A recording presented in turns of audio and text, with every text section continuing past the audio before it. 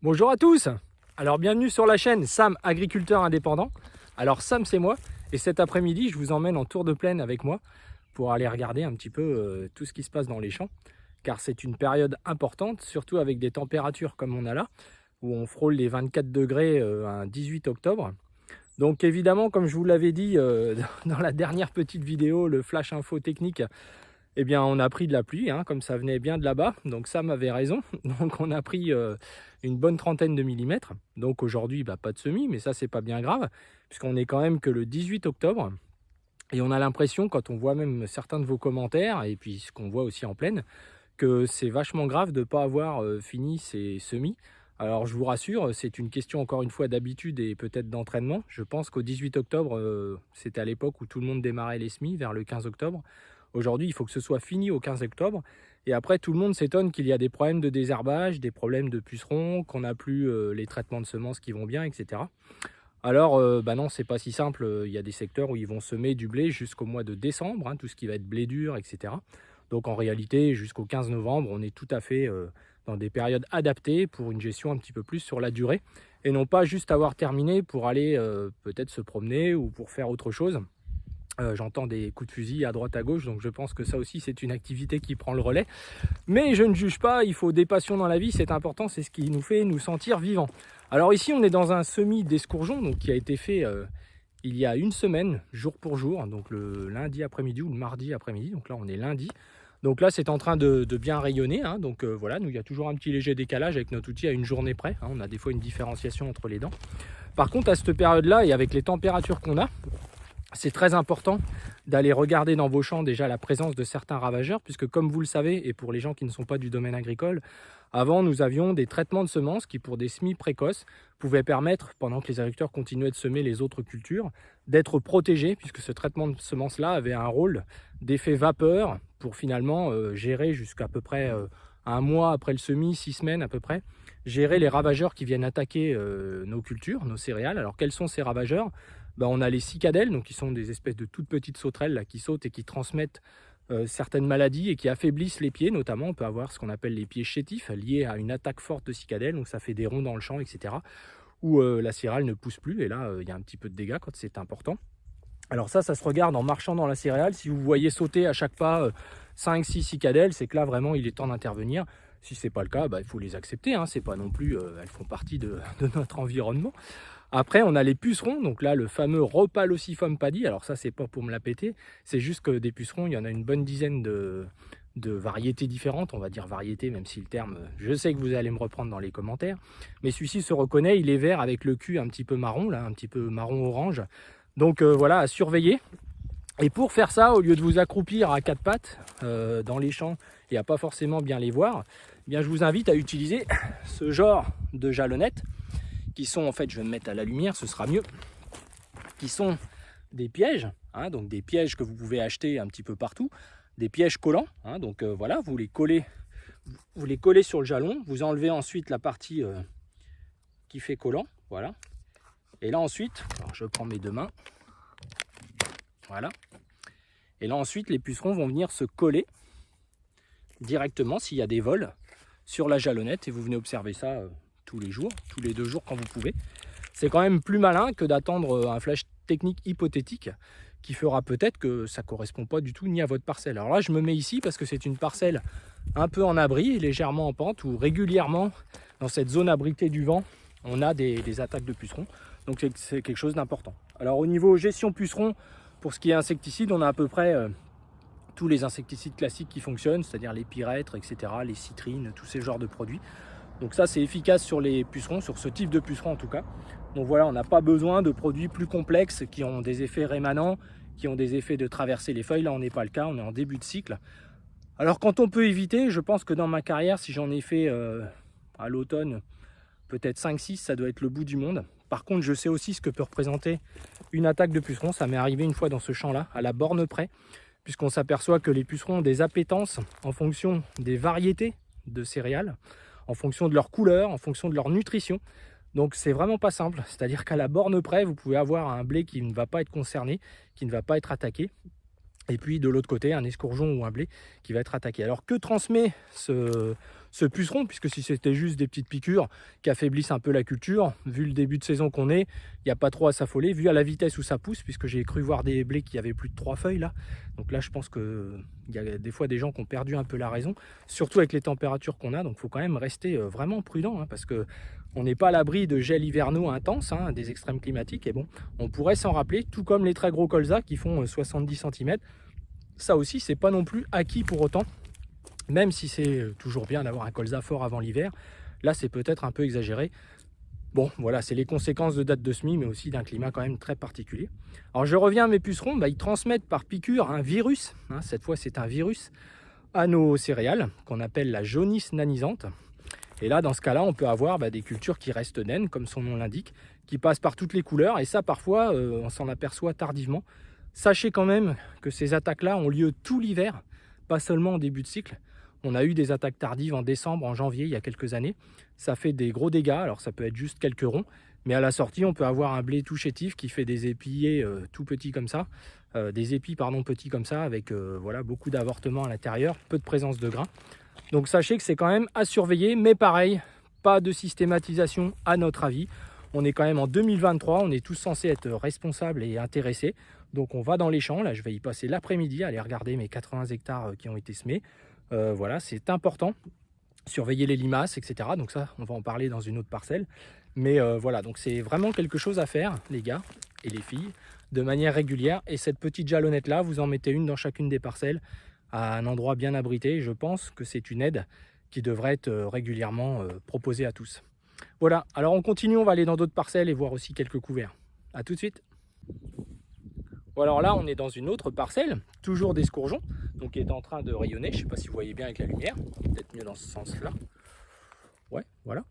Donc en train de rayonner en une semaine, donc c'est vrai que ça va très très vite. Puis vous avez vu, j'ai mis le t-shirt avec la chaleur qu'il fait.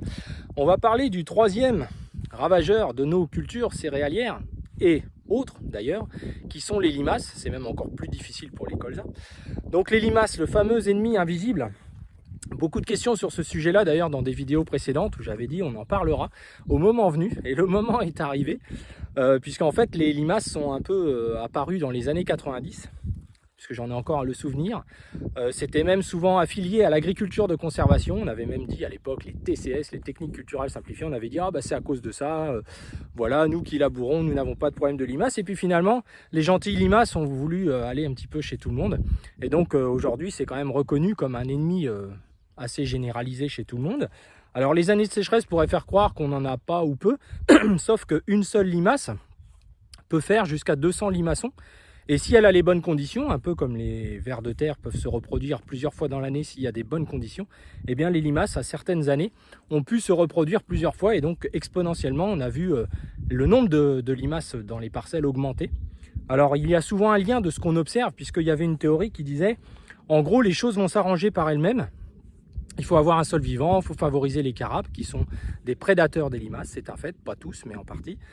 Il faut essayer de favoriser la vie du sol, etc. Donc en gros, si on touche plus à rien, qu'on ne met pas d'anti-limaces, les choses vont s'arranger. Bon, quand les gens ont commencé à utiliser plus souvent leur semoir qu'ils n'avaient d'hectares, c'est-à-dire à semer 2-3 fois par an des cultures jusqu'à en obtenir une qui soit viable, je pense que tout le monde s'est aperçu que ça c'était du vent.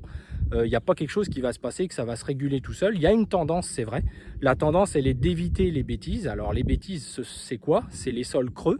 C'est d'enfouir les résidus sous forme de poches de vide. Donc vous savez, tous les outils avec des dents un petit peu courbes qui ont un peu tendance justement à créer ce genre de choses. Le manque de consolidation, le manque de réappui, ce qui n'a pas été le cas cette année. Nous n'avons quasiment pas passé d'outils, un seul outil ici, plus le semis, une bonne consolidation, des conditions d'humectation suffisantes.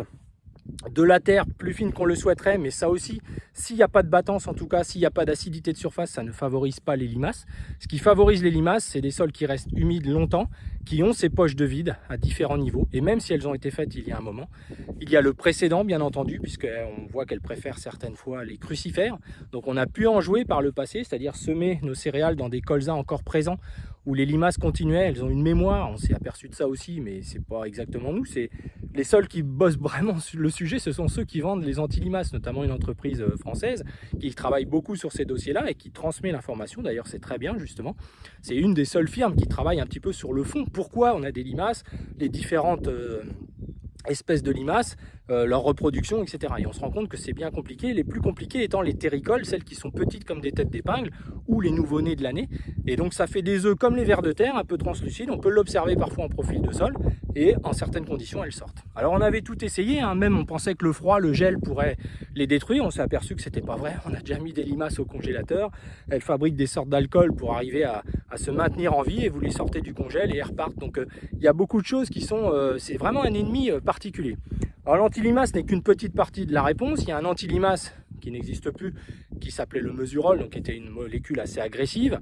On a aujourd'hui toute la famille des métaldéhydes, même si on diminue les quantités aujourd'hui de plus en plus, on est sur du 3%, ce qui n'est pas plus mal. Alors après, les dommages collatéraux qu'on peut voir, ce sont en effet les vers de terre qui peuvent en manger une, puisqu'en partie ce produit-là a une action sur l'assèchement de la limace qui ne peut plus se déplacer, hein, donc puisqu'elle bave pour se déplacer, et du coup elle meurt dans d'atroces souffrances, mais le ver de terre lui parfois repart et va mourir plus loin, c'était le cas des produits actuels.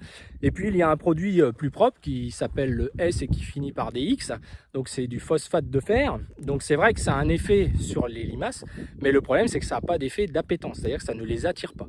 Donc nous la méthode c'est la prévention, hein. Alors on n'est pas plus malin que les autres, c'est tout au long de l'année, derrière la moisson, regardez l'état de ses repousses, regardez si ça brille le matin après une pluie.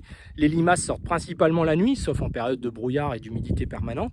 Donc c'est vrai qu'il faut aller, si vous mettez un piège le soir, alors moi des grands champs comme ça, je vais aller regarder les zones argileuses que je connais, mais sinon en prévention ce serait un coup de quad en travers et on vient regarder le lendemain matin les cadavres en fait, hein. C'est la méthode la plus... celle qui fonctionne le mieux et en anticipation. C'est-à-dire que cette année, il n'y a eu aucune prévention nulle part, puisqu'on n'a pas vu ce que je viens de vous dire, les observations qu'il y a eu avant. Pas eu de problématique limace particulier, d'observation, et depuis plusieurs années, on les gère bien. Donc du coup, la vigueur qu'on a là sur les cultures est le meilleur, encore une fois, anti-limace de tous, comme les insecticides. Plus on a des cultures puissantes, fortes et en bonne santé, moins ces ravageurs-là nous posent problème, même si elles sont présents. On a déjà vu 70 limaces au mètre carré et ne peut ou pas avoir de dégâts. Par contre, le cocktail que l'on voit, c'est régras limaces, c'est-à-dire les sols battants, les sols refermés, les sols qui ont de l'acidité de surface. C'est vrai que c'est souvent déjà ces problèmes-là qu'il faut gérer. On a peu ou pas de limaces dans des sols très calcaires, voire crayeux. C'est certainement un lien, hein, donc voilà. Donc évidemment, plus votre sol se ressuie bien, plus vous avez un sol dynamique et vivant, et plus les choses ont l'air, je dis bien ont l'air d'aller dans le bon sens. Voilà. Mais ne croyez pas la théorie que tout va s'arranger et persévérer à vous taper des gamelles parce que vous êtes fait manger par les limaces. Ça franchement, c'est un discours trop extrémiste pour être vrai, hein, comme souvent. Voilà. Donc là, qu'est-ce que je fais? Moi, je regarde sous les cailloux si je vois des traces. Donc là, tout va bien. Je vois plutôt des vers et des trous déjà. Donc ça, c'est positif. Hein. Derrière notre semis vertical, donc très important.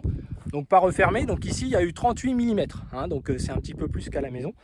Donc ça n'a pas battu, etc. Donc c'est plutôt bien. C'est logique, hein, d'ailleurs. Et puis pour l'instant je ne vois aucun dégât et pas de puceron non plus, donc je vais mettre ma petite jalonnette et puis on va finir par une parcelle ou deux de couvert, puisqu'il y a plus de 60 hectares ici de couvert. On va en prendre une et puis on va en parler un petit peu. Allez, à tout de suite. Alors cette fois dans une parcelle de couverts végétaux, mais avant de vous parler de couverts végétaux, j'aimerais vous redire pour les agriculteurs mais aussi les non agricoles concernant les ravageurs que nous avons vus depuis tout à l'heure. Donc il est clair que les recherches fondamentales n'avancent pas forcément sur tous ces dossiers-là. Par contre, on enlève des solutions techniques aux agriculteurs. Alors notamment l'enrobage de semences pour ce qui est des cicadelles et des pucerons. Parce qu'il faut reconnaître qu'à la place, les agriculteurs doivent avoir une vigilance de tous les instants et parfois intervenir plusieurs fois. Si jamais on avait des climats qui restent comme ça pendant tout l'automne, on aurait des sérieux problèmes, puisque ça voudrait dire qu'on va intervenir plusieurs fois en aérien à une période où la faune et la flore sont en pleine activité au niveau des sols, mais aussi quand on a des couverts végétaux comme ça, au niveau de l'aérien. Donc c'est quand même beaucoup moins malin que d'avoir une protection de semences qui agit pendant 6 semaines et qui évite toute intervention aérienne avec tout ce que ça comporte comme aléatoire. Les produits sur une feuille de blé vont bien plus sur le sol que sur le blé par exemple, ou sur l'orge. Et donc c'était vraiment une vraie solution. Et la relation avec les abeilles, etc., il y a un moment donné, ça pose quand même des questions dans le côté compromis, c'est-à-dire faire un tableau bénéfice-négatif. Personnellement, je pense qu'il y avait plus de bénéfices à faire ce type de protection, qui d'ailleurs continue partout ailleurs dans le monde, sauf en Europe, surtout à partir de l'année prochaine, où là, ça va être carrément plus rien du tout. Et la majorité des semences qui sont exportées dans notre pays le sont aussi avec cette protection de semences, puisque dans les pays du monde, on a préféré, dans beaucoup de cas, cette protection de la semence que une intervention en aérien. Donc ça, c'est vraiment important. Alors après, pour les limaces, c'est pareil. Pour l'économie des interventions avec les produits, la localisation d'un tout petit peu d'anti-limaces reste toujours plus positive qu'un traitement en plein. C'est un petit peu le principe du traitement de semences. Alors certains vont dire oui, mais dans le sol, il y a les vers de terre, etc. Les gars, il y a un moment, on est quand même là pour faire pousser des plantes. Notre graine, c'est la seule chose qui fait la réussite. Si vous réussissez votre semis, pour nous, à 80%, vous avez déjà réussi. Le reste, on sait faire. Ce qu'on ne sait pas toujours faire, c'est un semis loupé. Quand il manque des pieds, il manque des pieds. Donc il est clair que la protection de la graine, la limace, elle n'a pas à venir sucer votre graine. C'est pas son rôle. Et c'est comme ça que vous avez des avortements ou même des coléoptiles qui sont coupés, etc. Donc c'est important. C'est important. Donc c'est un moyen de mettre presque 8 fois moins, voire 10 fois moins de produits que de localiser l'antilimace. Mais encore faut-il que ce soit justifié. C'est pour ça que ce n'est pas à systématiser non plus. Comme l'insecticide, et ce sera la conclusion sur ce sujet, ce n'est pas à systématiser en disant je fais un petit nettoyage pour l'hiver, parce que pendant que votre pulvé, souvent il est en hivernage, en novembre, décembre, janvier, eh bien il y a encore des attaques de pucerons qui se font et ces dernières années l'ont montré.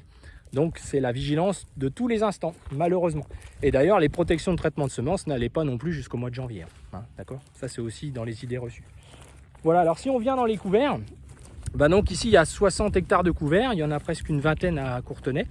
Donc en réalité, là on est dans des mélanges, hein, donc comme je vous en avais parlé. Mais ici j'ai mis du seigle, puisque c'est des terres très très caillouteuses, très difficiles. Donc les crucifères, c'est bien, mais ça ne fait pas le même boulot. Hein. Un pivot, ça ne fait pas le boulot d'une racine de graminée. Donc je ne vais pas le faire ici, puisqu'on va faire une vidéo dédiée aux couverts végétaux. On va avoir le temps tout l'hiver, puis ça fera une vidéo trop longue pour celle-ci. Mais vous dire qu'on vous fait une science avec les couverts, honnêtement les gars, les filles, il n'y a pas de souci. Les couverts, c'est l'association des racines qui fait le succès. C'est les longueurs des cycles qui font le succès. Donc on aura l'occasion d'en parler. On choisit avant tout une longueur de cycle. Et ensuite, on associe des racines entre elles qui vont avoir un travail différent les unes des autres. Pour faire simple, déjà, la graminée restera toujours la plus performante en profondeur, en aller dans les petits interstices, en un rôle un petit peu de meilleure fissuration. Après, tout ce qui va être pivot ou les radis, ce genre de choses, c'est plus des boules d'énergie. Ils vont vous capter de l'énergie pour le futur. Bref, voilà, on aura l'occasion d'en reparler. Mais arrêtez de faire des formations, des usines à gaz avec la petite plante exotique, la pensée, le petit machin du sud ou de je sais pas quoi d'Afrique. Ou soyez un peu pragmatique, regardez le prix des graines, essayez d'associer au minimum 4 à 5 plantes ensemble. Il y en a toujours 3 qui réussissent mieux que les 2 autres, etc. Voilà, c'est ça la clé. Le reste, c'est un peu, c'est pour occuper l'espace et croquer du vivea, mais c'est pas fait pour une utilité pour vous. Voilà, en tout cas, c'est notre avis. Donc, nous, on fait des mélanges qu'on dépose nous tous les ans. Pour nos partenaires, ils font des commandes groupées entre eux. Et c'est vrai qu'au final, on arrive à des années, ça s'exprime mieux que d'autres. Et puis, par le recul que vous avez sur les sols vivants, il y aura des plantes qui vont s'exprimer, comme les facélies qui sont ici, où on va avoir les radis qui sont à côté. Donc, selon la nutrition de votre sol, ce qui reste à manger aussi. Alors, c'est pour ça que depuis plusieurs années, on met souvent les composts avant les couverts pour faire des beaux couverts, les faire un peu plus tard, comme on l'a dit. Et surtout, là, ils sont au début de leur cycle, ils ont 1 mois. Avoir une présence tout l'hiver. On va avoir des couverts qui vont faire 1 mètre de haut, mais ce qu'ils font à l'extérieur, on s'en tape. On pense chaque jour 1 cm par jour et on sait que ça, c'est bon pour nous. Et que si on les laisse jusqu'à fin février, mars, selon ce qu'on va faire derrière, là, ça va être pour faire du tournesol, eh bien, on va avoir un vrai travail de fond qui va se faire, bien plus important que d'avoir un couvert très important en ce moment qui est arrivé à la fin de sa vie. Et à moins d'en ressemer un ou de l'utiliser pour les animaux, ce qui est très différent, eh bien, c'est quand même ça la clé. C'est d'avoir quelque chose qui va dans le sens de la vie du sol. Donc là, c'est le cas, et ça va être encore plus le cas quand l'hiver va vraiment être là et que ça va continuer de protéger notre sol physiquement et aussi par le recyclage que ça crée dans notre sol. Donc voilà. Donc l'association, c'est un gage de sécurité, quel que soit ce que l'on fait derrière. Il y a des plantes à éviter si on les fait seul, mais à partir du moment où on est dans le mélange, tout ça, c'est un petit peu du gadget. On peut faire du radis devant une betterave, mais j'en parlerai dans les couverts. Ça occasionne d'autres problématiques liées à la plante en elle-même, à ce qu'elle stocke et à l'ambiance qu'elle va nous laisser. Et on verra que nous, les couverts, on ne les touchera pas par un travail du sol, mais on n'en est pas encore là. Voilà les amis, alors j'espère que cette vidéo complète et ce petit tour de plaine en ma compagnie vous a intéressé. Et puis on en fera d'autres, bien entendu. Et puis pensez à vous abonner, vous dire que la chaîne va bientôt avoir 1 an. Et on arrive presque aux 10 000 abonnés, c'est magnifique. Franchement, je suis sidéré. Alors si on fête nos 1 an avec 10 000 abonnés, champagne pour tout le monde. Allez, à bientôt les amis, et puis bon courage à vous.